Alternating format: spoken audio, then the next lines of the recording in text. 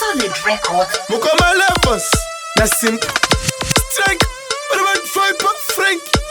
Capture to sex. Dikapota lapinda late entry. Mukama simple, cause kabida anga pony. Ingirozi ya pera. Yorira fariga tongi. Girine dianzi akaravera kujoni. Captain, cause ngoma ndo ziposa. Dojo itatek toaster. Kirozi kasaiza ndo kuna kumamisa. Sakapita varkushiriza. Kunza kala striker.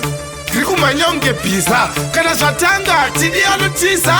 Ouze blonchi sisimbare vanyowani. Kuti kwa ndiri hii baby lori kisa. Kukaisa mboto kakirosi ya wonda. Kuzima wanaya. Jomba laka tende uza striker. Ndokarova mkosho. Kuzima wanaya. Nangi kakati. Na mayone mo. Kuzima wanaya. Sabumbe toka gotisi. Kalema hit for. Kuzima wanaya. Ndinola kukamvisa panzimbo kuita kunge popo. Kozi kamamira mumunda mechidoro. Doka tende uza futi ndokarova fongo. Kanenge chatsman kazo kurazi musoro. Apera sasinginari orova machaivi. Mayenza nisa chiporani ne usipaipi.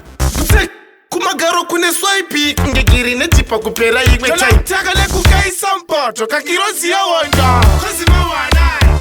Jomba laka tende uza striker. Ndokarova mkosho. Kuzima wanaya. Nangi kakati. Na mayone mo. Kuzima wanaya. Sabumbe toka gotisi. Kalema hit for. Kuzima wanaya. Dikapota ndopinda late entry. Mukoma simple cause kabida anga pony. Ingirozi ya pera. Yorira fariga tongi. Girine dianzi akarovera kujoni. Captain, cause ngoma ndo ziposa. Dojo itatek toaster. Kirozi kasaiza ndo kuna kumamisa. Sakapita varkushiriza. Kunza kala striker. Kriku manyonge pizza. Kana shatanga tidi alutiza. Ouze blonchi sisimbare vanyowani. Kuti kwa ndiri hii baby ndori kisa. Kana kukaisa mboto kakirosi ya wonda. Kuzima wanaya. Jomba laka tende uza striker. Ndokarova mkosho. Kuzima wanaya. Nangi kakati. Na mayone mo. Kuzima wanaya. Sabumbe toka gotisi. Kalema hit for. Kuzima wanaya. Ndinola kukavisa panzimbo kuita kunge popo. Kozi kamamira mumunda mechidoro. Doka tende uza futi ndokarova fongo. Kanenge chatsman kazo kurazi musoro. Apera sasinginari orova machaivi. Mayenza nisa chiporani ne usipaipi.